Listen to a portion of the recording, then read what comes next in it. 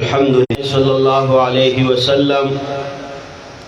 إنه سيكون في أمتي كذابون 30 وفي رواية دجالون كلهم يزعم أنه نبي وأنا خاتم النبيين لا نبي بعدي وقال رسول الله صلى الله عليه وسلم ونحن على ذلك لمن الشاهدين والشاكرين والحمد لله رب العالمين إن الله وملائكته يصلون على النبي يا أيها الذين آمنوا صلوا عليه وسلموا تسليما طول مرگری جمع شوق و محبت سر درود شریف ہوئے اللهم صل على محمد وعلى آل محمد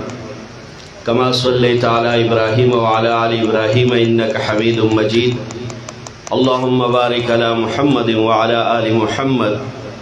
كما باركت على إبراهيم وعلى آل إبراهيم إنك حميد مجيد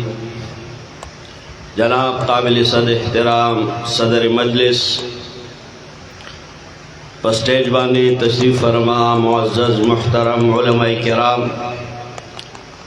دا عالمی مجلس تحفظ ختم نبوت ٹاؤن 2 پورا کابینہ دا غیر سره د پیکر او د ویلیج کونسل او ذمہ داران اولان دی په مجمع کې د عالمی مجلس تحفظ ختم نبوت کارکنان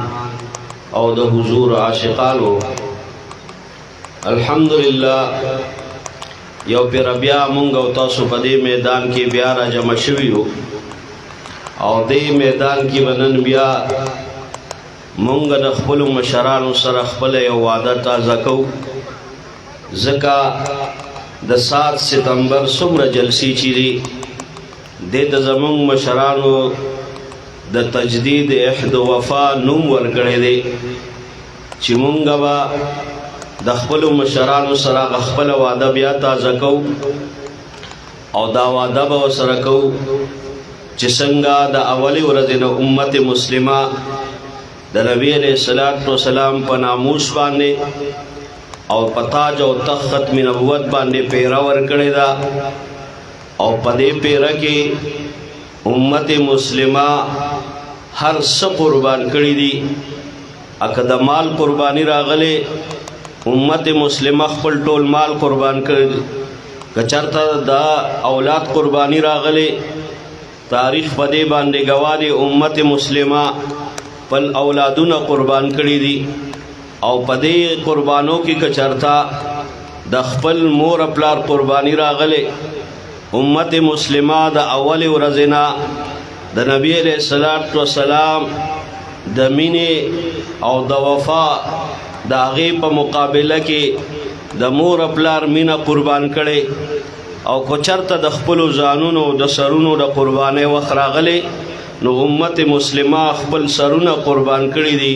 خو د نبی علیہ الصلوۃ والسلام د ناموس او د عزت دفاع کړي او د حضور سره وفا کړي ده نو وفا به کوو که نه انشاءالله د حضور سره به خپله وعده د خپلو مشرانو سره کوو چې د حضور سره به د خپل سر نم تیر یو تیر به یو که نه به یو تیر بهرحال عزتمنو مسلمانانو ورونو د هغې د کار د هغې اهداف څه دي د هغې اهداف 3 دي اول تحفظ ایمان د مسلمانانو د ایمان تحفظ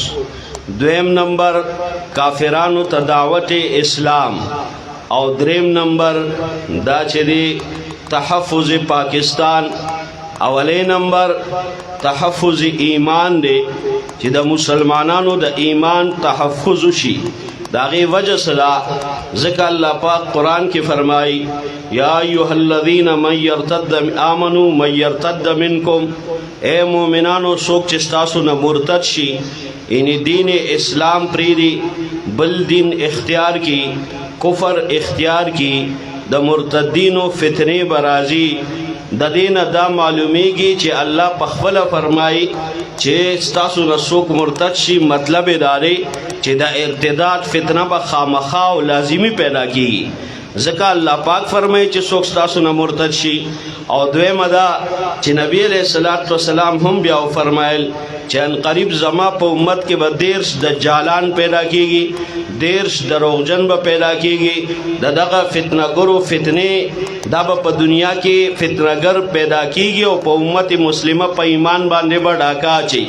لہذا نو اولی کار د عالمی مجلس تحفظ ختم نبوت دا د مسلمانانو د ایمان تحفظ دی چې د دغه دجالانو نه د امت مسلمه د ایمان تحفظ کی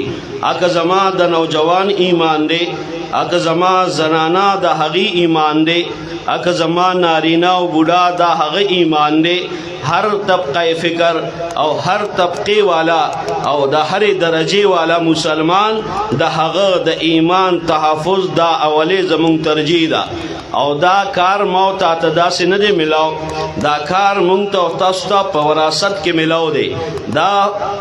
مسلمانانو د انسانانو د ایمان د تحفظ د پاره با الله پاک اول انبیاء علیہ الصلوۃ والسلام را لېګل امتونو کې با فتنهګر خلق پیدا کېدل چې هغه به د انسانانو په ایمان باندې ډاکی اچولې او د هغه ایمان د ډاکوانو نه به الله پاک یو ډله دنیا ته را لېګله چې هغه د انبیاء علیہ الصلوۃ والسلام ډله وا چې هغه به د انسانانو د ایمان تحفظ کو اوس د هغه دا انبیاء علیہ الصلوۃ والسلام دا غي ډلې دا غي اختتام دا غي اکمال دا غي تتمه دا غي اختتام اغه الله پاک د دوانو جهانو سردار شفیع المذنبین خاتم النبیین جناب محمد رسول الله صلی الله علیه وسلم باندې فرمایلی دی د نبی علیہ الصلوۃ والسلام نه پس به اوس په دنیا کې بل نوې پیغمبر نه پیدا کیږي سلسله د انسانانو به تر قیامت پورې جاری وي دا کوم خلقو د مقابله د پاره چې با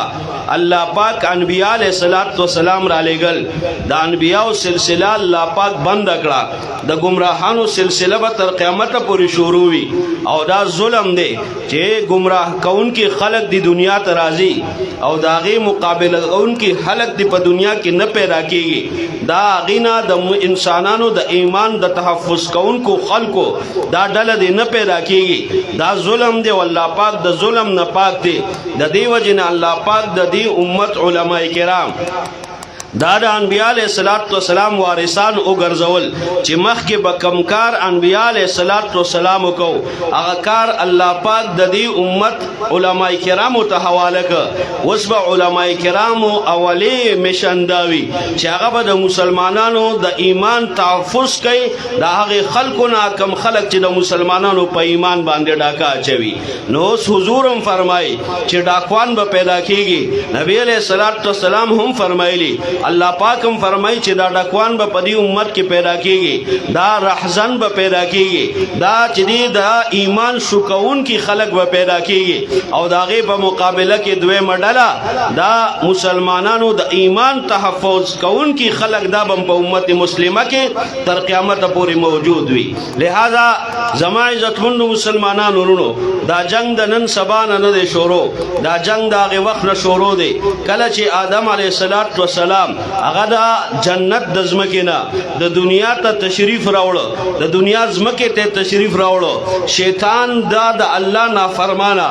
آدم علیہ السلام د الله فرمان بردار جنگ شروع شو شیطان مهلت وغوښتو قیامت پورې مال مهلت راکا زبا د انسانان گمراه کوما لہذا یو ډله دا به شیطانی وي یو ډله دا به رحمانی وي د شیطانی ډله دا به په هر دور کې راځي رحمانی ډلا دا بم په هر دور کې راځي شیطانی ډلا دا به د الله ګستاخان وي دا به د رسول الله ګستاخان وي دا به د انبیاء علیه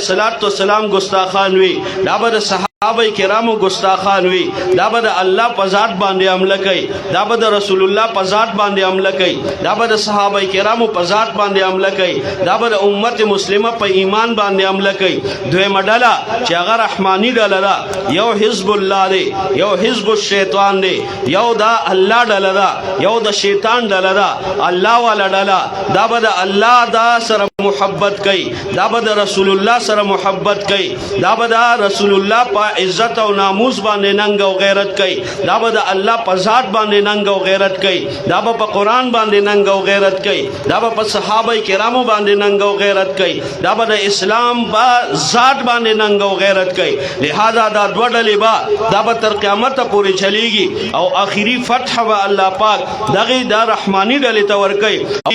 نن د فلسطین چې کم جنگ شروع دی د دې آخري انتها او آخري خاتمه دا به د کفر په شکست باندې وي او د اسلام په فتح باندې به وي لہذا خود منځ کې په باوته به حالات راځي اوس په دغه حالاتو کې به الله پاک تقسیم کوي کله چې سخت حالات راشي په انسانانو باندې مسلمانانو باندې الله تقسیم کوي چې الله ولا ډله کومه ده او دا به دا دنیا د ختمېدو پورې جاری وي او د قیامت پر ورځ به دا دوه ډلې وي یو به رحماني ډله وي او یو به شیطاني ډله وي بهرحال خو ګوره حضور فرمایلی چې زما امت کې به دغه دجالانو دا ډلې چې دا پیدا کیږي او ګڼ تعداد کې به پیدا کیږي یو دجال به دنیا کې نه وي نبی علیہ الصلوۃ والسلام فرمایي زما امت کې به ډیر دجالان ډیر دروغجن پیدا کیږي چې په دروغه به هغه د نبوت دعوی کوي لہذا دا سلسله د نبی علیہ الصلوۃ والسلام د دور مبارک نه شروع شو نبی علیہ الصلوۃ والسلام مبارک له ژوندې لري په هغه دور کې د اسود یا نصیب شکل کې یو سړی په دروغ باندې د نبوت داوا کوي د مسلمه کذاب په شکل کې هغه یو سړی بلم داوا کوي سلسله را روانه ده د سجاح په شکل کې یو خزه چې دا هغه هم داوا کوي طلحه صدی په شکل کې یو سړی داوا کوي بیا په ایران کې د بها الله په نوم باندې یو سړی پیدا کیږي هغه چې دی په دروغ د نبوت داوا کوي د پاکستان د هندستان د تقسیم نه وړاندې د مرزا غلام احمد قادیانی په نوم باندې یو بل خبيث پیدا کیږي هغه په دروغ باندې د نبوت داوا کوي دغه نمبر 15 یا 28 دی دنه پس بسلور 15 دجالان نورم پیدا کیږي خو آیا موت په تاریخ باندې نظر واچو چې آیا دغه دجالی فتنه مقابله دا څنګه شوې ده دا الله پاک په قران پاک کې په سلو آیاتونو سره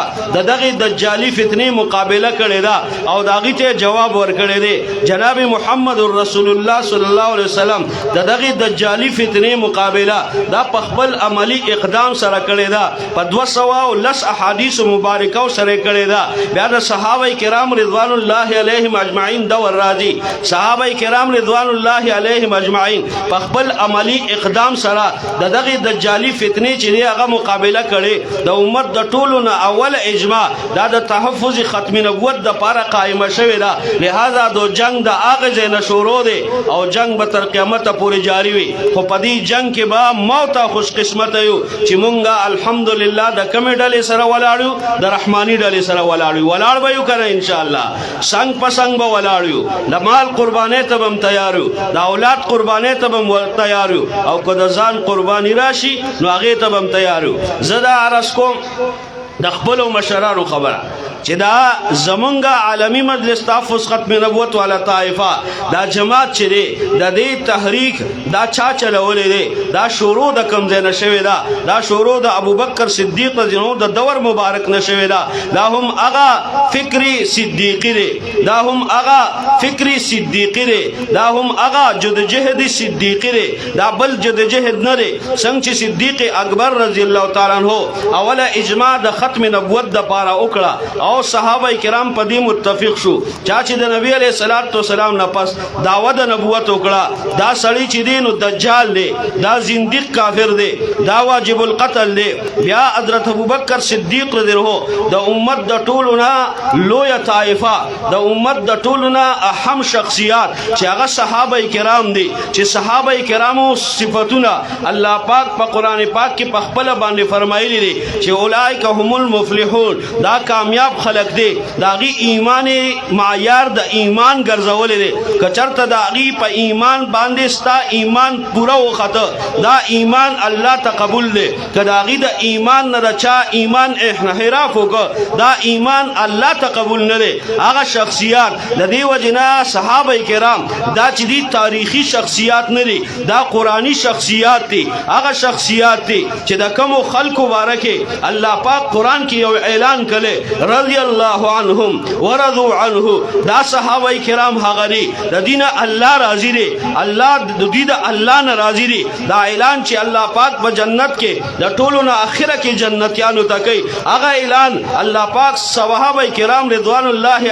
علیهم اجمعین ته په دنیا کې فرمایلی دي هغه شخصیات چې هغه اوله ابتدا هغه د سنه وکړه هغه د ختم نبوت د اجماع نه وکړه او د ګستاخ کافر په مقابله کې د جنگ نه وکړه بیا د نبی علیہ الصلوۃ والسلام په ټول ژوند مبارک کې چې هغه کم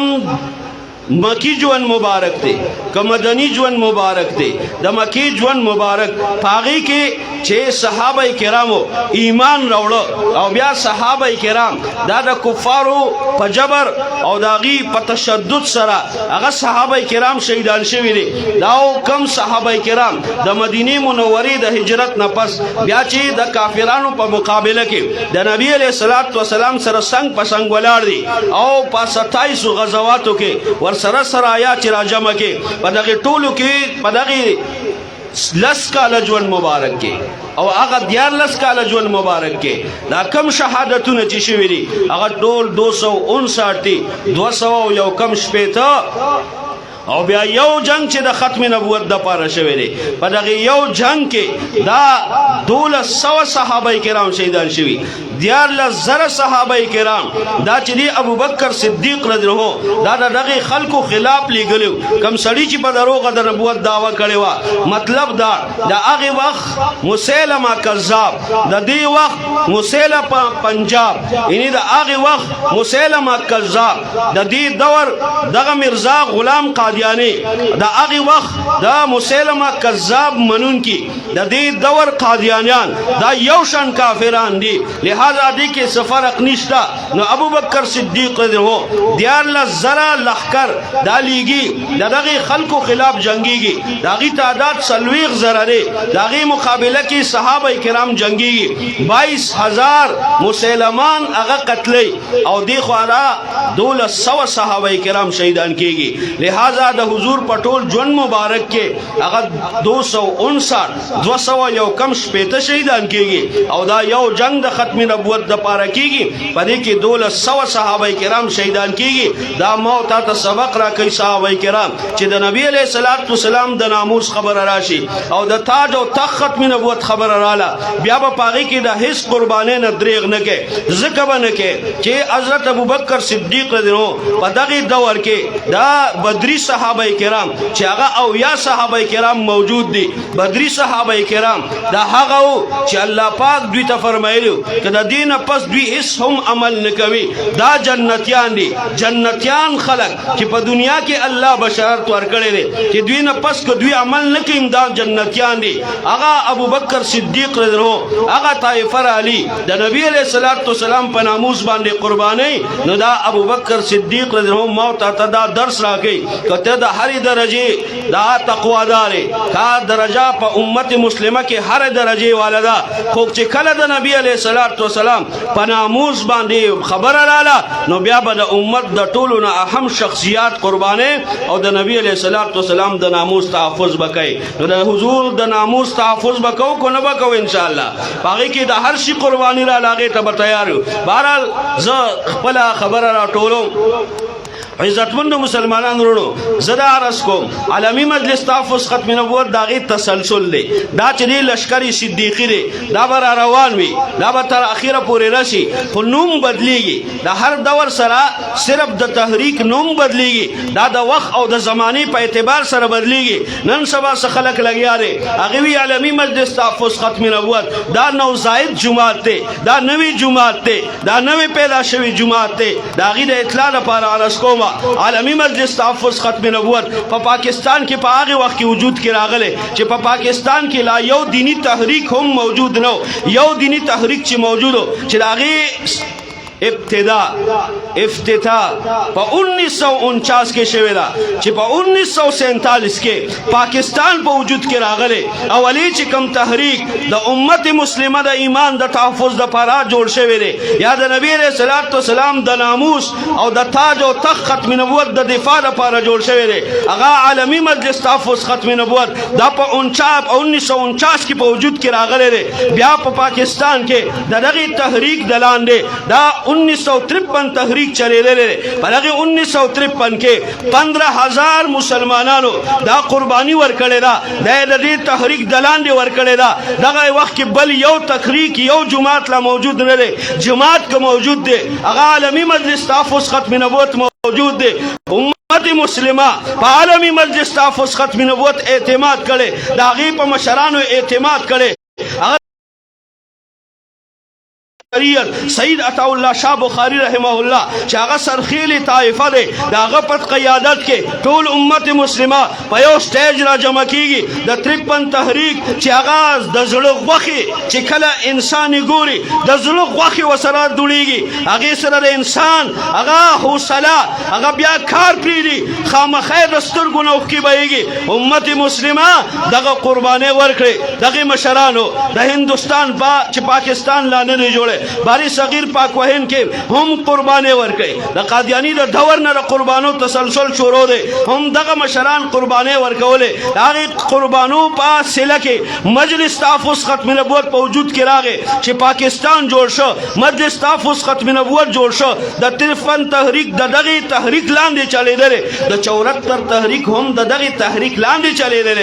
ځکه چې بار تحریک چې چلو هغه سید یوسف بنوری رحمه الله چلو او سید یوسف بنوری رحمہ اللہ دا مجلس تحفظ ختم نبوت کل پاکستان امیرو لہذا نور سمر زمون دینی او مذہبی جماعتونه چلی اگا ټول د دې تحریک لاندې چلی دي اگا په پارلیمنت کې دنه چې کم قراردادونه پیش کېده یا ترمیمونه کېده اغه بالکل زمون د دغه مشرانو د هغه قربانو تسلسل وکړه مونږ وایو فیصله وشو په 74 کې ډیره په آسان وشو دا په آسان نه ده شوی د پسې د 15,000 نوجوانانو وینې پرتې وي په دې بسې زمونږ د مشرانو د 53 گرفتارې موجود دي چې په هغې کې زما په مشرانو باندې د ګولې اډل چللی دی چې کوم ځای کې د مجلس تحفظ ختم نبوت مشران وموندلی شي د هغې د سینو نه ګولې دا وباسې په هغې ځای باندې د شوټ اډل ورکړی شوی په هغې کې غلام غوث هزاروي رحمه الله د هغې خانقاه سراجیې ته